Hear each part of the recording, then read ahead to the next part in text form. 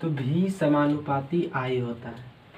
तो इसे बराबर करने के लिए भी is equal to I R आता है। आर जिसमें कांस्टेंट है, आर क्या है, कांस्टेंट है। जैसे कोई तराजू है, या फिर यहाँ पर डायग्राम ही बना देते हैं तराजू का। इस तरह से एक तराजू है, इस तरह से एक डंडा है, यहाँ पर लकड़ी लगा हुआ है, पुराना जमाना के तराजू है। यहाँ पर भी ऐसे रहता है, इस तरह से लटका हुआ रहता है। तो तराजू जो शुरू बार बनता है तो इधर का हो सकता है लोहा ज़्यादा भारी होगा, इधर कम भारी होगा, तो इधर लटका हुआ रहेगा और इधर ऊपर उठ जाएगा। तो इसको संतुलित करने के लिए यहाँ पर ही एक तो कुछ ढेला या फिर पत्थर या फिर रिंग वगैरह बांध दिया जाता है, जिससे क्या होता है ना, इसको बराबर हो जाता है। बराबर करने के लिए इसे बांध दिया जाता है ताकि दोनों साइड बराबर रहे और सही से हम माप सकें। ऐसे एगो रहेगा ऐसे और एगो रहेगा ऐसे, एगो ऊपर एगो नीचे, तो नपाएगा, सही से नहीं नपाएगा। तो इस साइड में एक ठो ऊपर से ढेला वगैरह लटका दिया जाता है ताकि दोनों बराबर में आ जाए।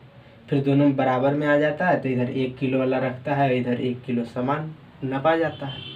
उसी तरह से कांस्टेंट के लिए ये दोनों, अगर विभव बढ़ेगा तो धारा भी बढ़ेगा, ठीक है, इसका मतलब ये हुआ। लेकिन कांस्टेंट बीच में आ जाता है ताकि बराबर कर सके। बराबर करने के लिए एक कांस्टेंट आया जिसको आर कहते हैं, और यही आर जो है वो प्रतिरोध है। प्रतिरोध जो रोकने का काम करता है, प्रतिरोध, समझे। ओम का नियम का जो खोज किया था ना, जर्मन का एक वैज्ञानिक था, जॉर्ज साइमन नाम के।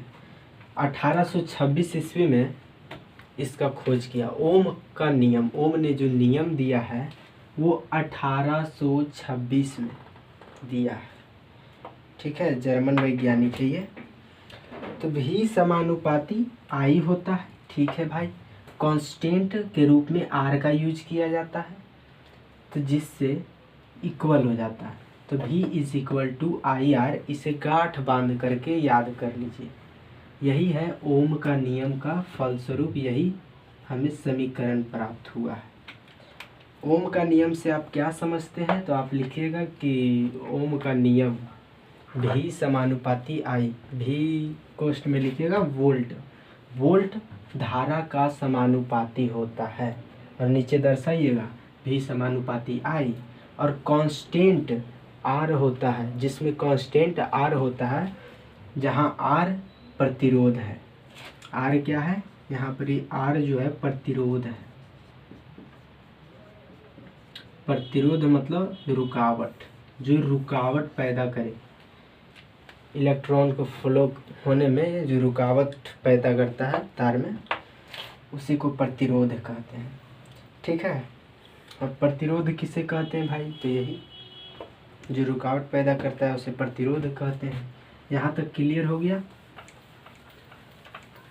प्रतिरोध कहते हैं। अब चालक का जो प्रतिरोध होता है वो किस किस बात पर निर्भर करता है। कोई चालक है, कोई तार है, तो उसका प्रतिरोध कितना है, जैसे तांबा का तार, एल्युमिनियम वगैरह का तार में तार का प्रतिरोध कितना है, या फिर तार का प्रतिरोध निर्भर किस पर करता है। पहले नंबर तो पदार्थ पर करता है भाई, कि चांदी का है कि सोना के है कि तांबा के है कि लोहा के है। तो प्रतिरोध किस किस चीज़ पर निर्भर करता है, तो ये पदार्थ पर भी निर्भर करता है। प्रतिरोध किस पर निर्भर करता है,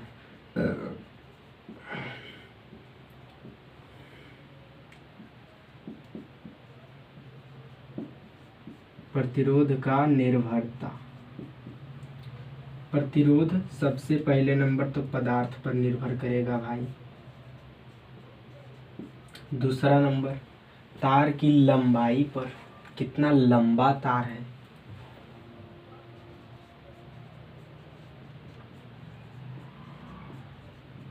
और तीसरा नंबर तार का चौड़ाई पर, कि तार कितना चौड़ाई है। अनुप्रस्थ काट का क्षेत्रफल कितना है। जिससे इस तरह से तार है, इस तरह से तार है, तो इसका क्षेत्रफल कितना है, इसका मोटाई कितना है, या फिर मोटाई पर लिख सकते हो।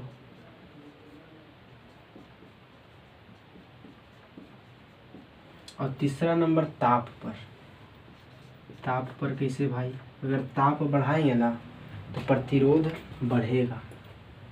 ताप बढ़ाने पर प्रतिरोध बढ़ता है, इसलिए ताप पर भी ये निर्भर करता है।